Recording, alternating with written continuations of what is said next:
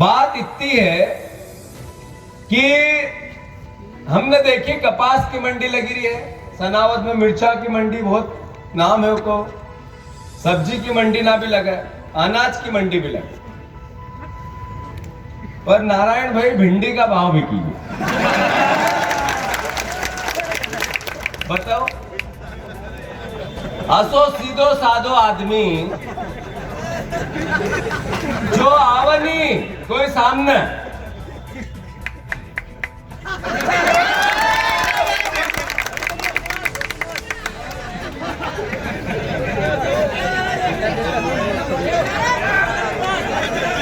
और ये मंडी लगवाई किसने? ये मंडी लगवाई भारतीय जनता पार्टी, शिवराज सिंह चौहान ने, ज्योतिरादित्य सिंधिया ने, और इन्होंने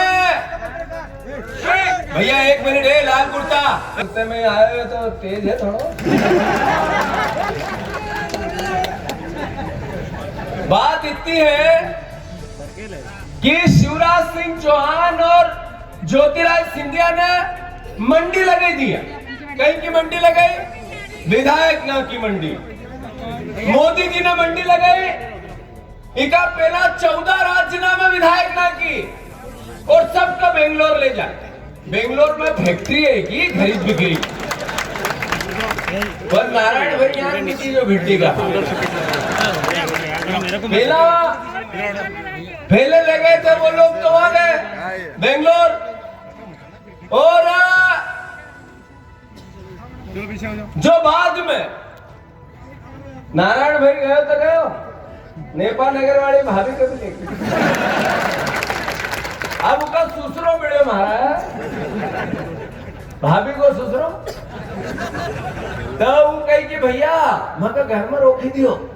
मैं क्यों रोकी दे बाबा?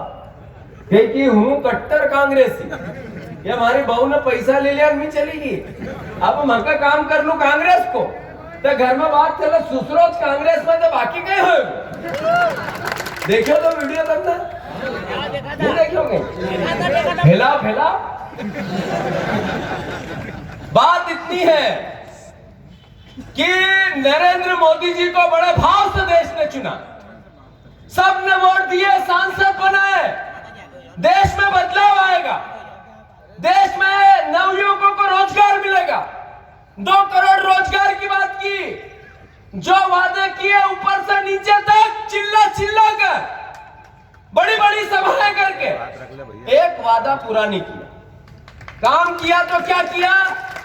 किसानों की मंडी बंद करना है, प्राइवेट लोगों को मंडी खुलवाना है, स्टॉक की लिमिट को घटाना है, और किसानों की जमीनों को बड़े उद्योगपतियों को कॉन्ट्रैक्ट बेस पे लीज पर देना है। इससे किसानी खत्म हो जाए, उद्योगपति किसान करने लग जाए, किसानी करने लग जाए। यह किया, किसान की मंडी बंद करी। अभी थोड़ा 2-4 दिन पहले, 15 दिन पहले कपास की और अपने मंडियां बंद थी, तो कपास सस्तो बिकी रहो तो, और जैसा खुली तो 1500 रुपया बढ़ी, जो बढ़े हो कि नहीं बढ़े हो, यो बस समझी लो, जो कालो कानून यो असर लाओ। याद रखो, जो भारतीय जनता पार्टी नरेंद्र मोदी अडानी और अंबानी का पूरा खेती और कोई को हिसाब किताब को कंट्रोल देना चाहिए, और ये क्यों देना चाहिए समझने की बात है, गांव गांव होनी चाहिए। यह इकालिए देना चाहिए है कि अडानी कहना जितना पोर्ट समुद्र से लगा हुआ स्टेशन ना, जहां जहाज खड़ा हो, सब अडानी कहना, जितना साइलो है, जो एक साइलो वेयर हाउस आवे, देश को 80% अडानी कहना है।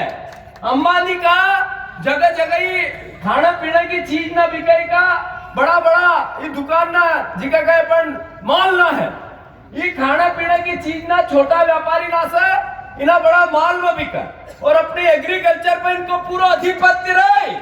यो नरेंद्र मोदी ने प्लान करियो है आने वाला भविष्य में अपनी राजनीति सही रखने का लिए। बात इतनी है कि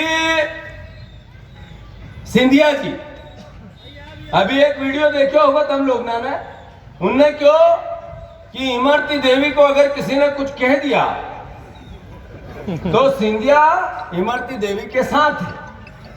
ऐसे थोड़ी बोला जैसे मैंने बोला। ये महिला, ये महिला, अब भैया समझ लो ये तो अपना उत्तम है। ये महिला इसके साथ है ज्योतिरादित्य सिंधिया, और ये चुनाव नहीं लड़ रही, मैं लड़ रहा हूं, मैं सिंधिया परिवार लड़ रहा। मैं थोड़ी देर के लिए तो असहज हो गया वीडियो देख के, ये छाती क्यों कूट रहा है? सिंधिया जी, आपने इमरती देवी जी के सम्मान की बात की, कोई गुरेज नहीं है, करना चाहिए, हर महिला का सम्मान बहुत जरूरी है।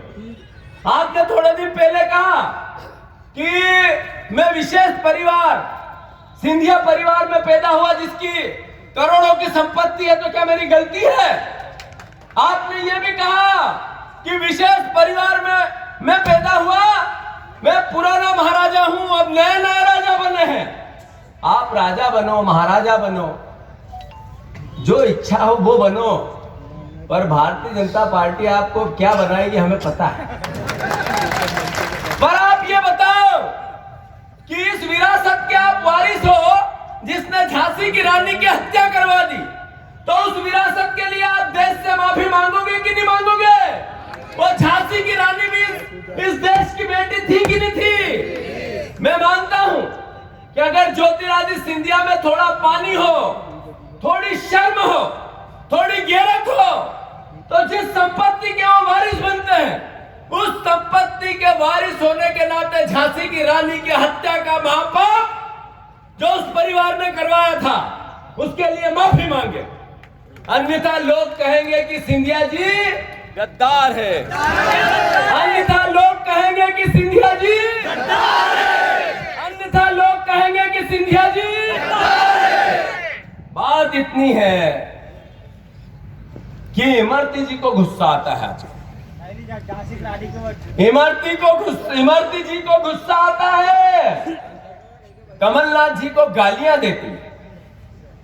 कल ग्वालियर डबरा में कमलनाथ जी को शराबी क्या क्या नहीं बोला उन्होंने। क्या भारतीय जनता पार्टी इन संस्कारों की पैरोकारी है? कमलनाथ जी ने खेद व्यक्त कर दिया, इमरती देवी जिस तरह की भाषा बोल रही है, क्या सिंधिया जी उनको सिखा रहे हैं, शायद दे रहे हैं? भारतीय जनता पार्टी पहले लोकतंत्र की हत्या की, भारतीय जनता पार्टी ने विधायकों की मंडी लगाई 14 राज्यों में, भारतीय जनता पार्टी ने मध्य प्रदेश का काला माथा किया, कलंकित किया, और अब उनका एक मंत्री गिरिराज दंडोतिया ये बोलता है कि कमलनाथ अगर दिमनी में होते तो जिंदे नहीं जाते। क्या धमकी देना चाहते हैं, हत्या करवाना चाहते हैं, हिंसा करना चाहते हैं? क्या भारतीय जनता पार्टी हिंसा की राजनीति की परोपकारी हो गई है? क्या भारतीय जनता पार्टी गिरिराज दंडोतिया मंत्री ने जो बयान दिया, क्या ऐसी साजिश रच रही है? क्या भारतीय जनता पार्टी कमलनाथ जी की हत्या करवाना चाहती है? शिवराज सिंह, आपको इसका जवाब देना होगा मध्य प्रदेश को। शिवराज जी, कमलनाथ जी से आप नफरत करो, घृणा करो, पर एक अच्छी राजनीति मध्य प्रदेश की अपनी विरासत है। इस विरासत में हिंसा, घृणा, नफरत और इस तरह की भावना की कोई जगह नहीं है। मध्य प्रदेश की जनता देख रही है, सुन रही है, समझ रही है कि भारतीय जनता पार्टी कितने नीचे गिर गई है। मैं मानता हूं ये सब भावनाएं आप लोगों को अवगत होनी चाहिए। साथियों, मैं अनुरोध करना चाहता हूं, कमल पटेल, यहां मैंने सुना प्रभारी है, वो यहां प्रभारी है, यहां काम कर रहा है, बीजेपी का काम कर रहा है, बूथ कैप्चरिंग कराने की बात कर रहे हैं। कमल पटेल जी, आप हरदा में आपका इतिहास, चुनाव जीतना हारना अपनी जगह है, आपके परिवार का इतिहास, सीबीआई की जांच, आपके बेटे के कृत्य, आपके आसपास जो लोग रहते हैं उनके कृत्य पूरे मध्य प्रदेश को पता है। ये मानधाता है, मुंदी है, आसपास के परिवार के लोग ईमानदार, सच्चे और सीधे हैं। यहाँ पर किसी भी प्रकार की राजनीति होती है पर घृणा नहीं होती, नफरत नहीं होती, प्यार होता है, मेहनत होती है। आप यहाँ आए हो, जब से आप मंत्री बने आप कहते थे कमलनाथ पे किसान एफआईआर कराएंगे। यही कमल पटेल जो यहाँ है वो गांव गांव आ रहे तो पूछना उनसे, वो कह रहे थे किसानों को ऋण माफ नहीं हुआ इसलिए हम कमलनाथ की एफआईआर कराएंगे, रिपोर्ट लिखेंगे, थाने में केस चलाएंगे। अभी तक तो उनसे कुछ हुआ नहीं, बोलने के अलावा, मुंह चलाने के अलावा, इधर उधर की बातें करने के अलावा। फिर शिवराज सिंह किसानों का कर्ज माफ नहीं हुआ इसलिए हमने कमलनाथ की सरकार गिरा दी। ज्योतिरादित्य सिंधिया किसानों का कर्ज माफ समय पे नहीं हुआ इसलिए हमने किसानों सरकार गिरा दी। मैं पूछना चाहता हूं कमल पटेल, थोड़ी बहुत किसान की, मैं किसान का बेटा हूं, किसान का बेटा हूं, शिवराज किसान के बेटे यूं बोलते हैं, पुत्र हो, मेरे भगवान है। आप में थोड़ी बहुत लाज शर्म हो, मर्यादा हो, तो किसानों का कर्जा माफ हमने नहीं किया तो आपने क्यों रोका? करना था, सरकार गिराई तो सरकार बदली जिस नाम से, उस पर क्यों नहीं किया? और फिर आपने विधानसभा में उत्तर दिया जयवर्धन सिंह जी के प्रश्न पे कि 11,646 करोड़ का कर्जा 27 लाख लगभग किसानों का माफ हुआ, 1 लाख तक का। तो उस समय आप जब सिग्नेचर कर रहे थे उस उत्तर पे, मंत्री उत्तर पे सिग्नेचर करता है, तो क्या भांग खा के कर रहे थे, नशे में थे, बेहोश थे, या बुद्धि सही जगह पे नहीं थी? क्या था, क्या था भाई? एक तरफ मुंह चलता है आपका कि किसानों का कर्जा माफ नहीं हुआ, दूसरी तरफ लिख के देते हो कि किसानों का कर्जा माफ हुआ। इनकी असली नीयत को समझो, पहचानो। मैं मानता हूं कि कमल पटेल की प्रवृत्ति गुंडा किस्म की है, तो आप लोगों को ज्यादा अलर्ट रहना है। रहोगे कि नहीं रहोगे? फिर से बताओ, रहोगे कि नहीं रहोगे? रहेंगे। दूसरा माइक भी चल रहा है। अब बात आई शिवराज सिंह चौहान जी। शिवराज सिंह चौहान मुंदी तहसील 4 बार बनवा चुके कि नहीं बनवा चुके? कोई चुनाव आया नहीं। भाइयों बहनों, मैं तुम्हारा मामा, मेरे भांजे भांजियों, मेरे किसान ये भगवान है, तू चिंता मत कर रहे, ये मामा बैठा है। वारे झूठले मामा। अब मेरे को वोट दोगे कि नहीं दोगे? मामा बोल रहा है, शिवराज मामा, मुझे वोट दोगे कि नहीं दोगे? आप मेरे भगवान हो। और यूं करके वोट के लिए लेट गया, वोट के लिए लेट गए।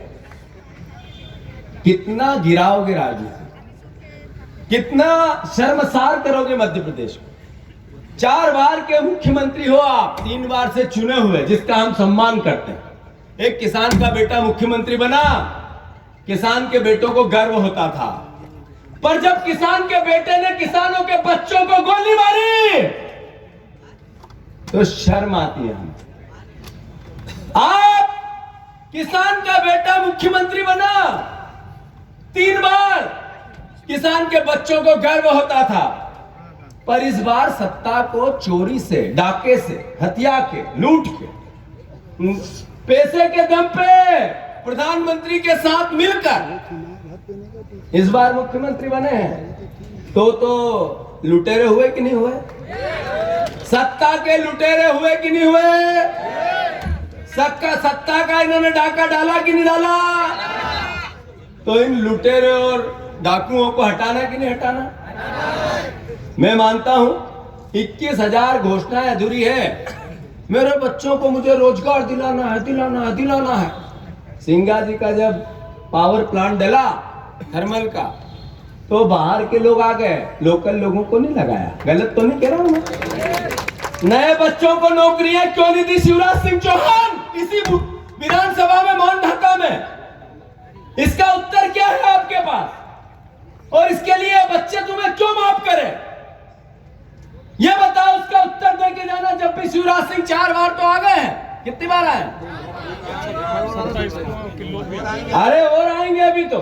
मालूम पड़ गया है कि नारायण सिंह को लोग वोट के रूप में थपाटप ठोक देंगे और आएंगे। बस मेरा इतना ही अनुरोध है कि कमलनाथ जी एक ऐसे व्यक्तित्व है कि उनको राजनीति में सब कुछ मिला। 9 बार सांसद लगातार, 9 बार। देश में, मध्य प्रदेश में दूसरा कोई नहीं है। लगातार इतने पदों पर रहे कि दूसरा किसी का इतिहास नहीं मिलता कि इतने पदों पे देश में काम किया। विश्व में इतने संबंध है कि दुनिया भर की ताकत जो अच्छी है, जो प्रगति ला सकती है, उनके पारिवारिक संबंध। ये अनिल मुकेश अंबानी, ये रतन टाटा, ये अपन नाम सुनते हैं बड़े बड़े उद्योगपतियों के, इनको तो यूं फोन लगाते हैं। हाँ हेलो रतन जी, क्या हाल है? हाँ बताओ कमलनाथ जी। अरे यार ये हमारे यहाँ पे ऐसा नर्मदा का एक बांध है, इस पे ये करोगे तो अच्छा रहेगा, इसमें हमारा रोजगार है। सर मैं कल आता हूँ या लोग मेरी टीम भेजता हूँ। ये व्यक्तित्व है कमलनाथ जी का। शिवराज सिंह तो उनके पैरों की धूल भी नहीं है। सच कह रहा हूं मैं, आप ये आत्मा की बात है, कोई राजनीति की बात नहीं। कमलनाथ जी का मन सिर्फ मध्य प्रदेश को समृद्ध बनाने का है, किसान की उन्नति का है। हमारा उनका प्लान था कि हर तहसील में एक फूड जो खेती जिस भी यूनिट की होती है, जिस भी खेती, जिस फल होता है, खेती होती है, कपास होता है, गेहूं होता है, मक्का होती है, ऐसे फ्रूट की एक कंपनी, फैक्ट्री यहाँ लगे जो प्रोसेसिंग हो, उससे यहाँ के बच्चों को रोजगार मिले। ये उनकी कल्पना थी। अगले साल से इस पे काम होना। उन्होंने इतनी योजनाएं मध्य प्रदेश को समृद्ध, गरीबों को मदद करने की बनाई थी, पर 15 महीने 12 महीने संभव नहीं था सबका, संभव नहीं था। पता नहीं था कि नारायण पटेल भिंडी के भाव बिक जाए, पता नहीं था। मैं मानता हूं कि ये सब भावना है। कमलनाथ जी को एक 5 साल का अवसर हम सबको देना चाहिए कि नहीं देना चाहिए? जहां तक नारायण पटेल जी का सवाल है, वो कहते हैं कि मैं नहीं बिका। कहते हैं क्या? यही कहते हैं, नहीं बिका। अच्छा बिक्यो कि नहीं बिक्यो? फिर से बताओ, बिक्यो कि नहीं बिक्यो? नहीं यार, ढंग से आवाज पछे का नहीं लगे रही, आधा मन सा। बिक्यो या नहीं बिक्यो? नारायण पटेल जी सुनो, तुम कितने भी कहो कि मैं नहीं बिका, जन जन को, घर घर को, बच्चे बच्चे को, भाभीियों को, भाभी बिक्यो कि नहीं बिक्यो? नारायण पटेल बिक्यो कि नहीं बिक्यो? बिक्यो नहीं? देखिए, अच्छा ये बताओ, अहिमी की बात तो नहीं करा भैया, आवाज आ रही दुपट्टा वाला भैया, बिक्यो नारायण पटेल बिक्यो? बिक्यो? देखो वो भी किरियो बिक्यो, वो अंदर बैठा भी किरिया बिक्यो। भाभी तभी हाथ ऊपर जो पकड़ी बैठी, नारायण पटेल बिक्यो कि नहीं बिक्यो? बिक्यो? देखिए सगड़ा किरिया बिक्यो। तो नारायण पटेल जी, अब तुम भिंडी का भाव बिकी या तो एक सस्तो तो कहीं आवा नहीं, और इतना सस्ता आदमी का तो हम वोट नहीं देंगे। दोगा कहीं? पक्को नहीं दोगा? अब मूल मुद्दा की बात, हमारा उत्तम हमारो भाई है, परिवार को साथी है, जैसो बाप के तुमने देखियो, उससे भी 2 गुना आगे है। ईमानदारी से सेवा करें, इको पूरा जीवन राजनीतिक क्षेत्र में तुम्हारो आशीर्वाद इको मिलतो रही, इतनी ताकत से सेवा करेगो कि हर बार तुम इको पसंद करो। इका एक अवसर मिलना चाहिए कि नहीं मिलना चाहिए? नवा बच्चा ना, यूथ जो जितना भी पूरी विधानसभा में, बड़ा बुजुर्ग ना, एक बार उत्तम का तुम चुनो। ये उत्तम अकेलो नहीं रहेंगे, एक सचिन बिरला, एक कुणाल चौधरी, एक उत्तम, एक हूं, 4 इक्का। कितना इक्का? सगड़ा मानधाता का विकास में लगाऊंगा, चिंता मत करो। मानधाता को विकास नारायण जी ने क्यों जो ठाकुर साहब ने कि हमने हमारा टाइम पर बहुत कराया, जितो कराया तो बुद्धनी बनी है, पर हम एक बात भी कहीं कहीं करी गुजरांगा। नारायण दादा तुम देखता रहो कि हम भी आज का छुड़ाना है। तेज न्यूज की तेज खबरें सबसे पहले पाने के लिए हमारा चैनल सब्सक्राइब कीजिए और हाँ, बेल आइकन दबाना ना भूलें।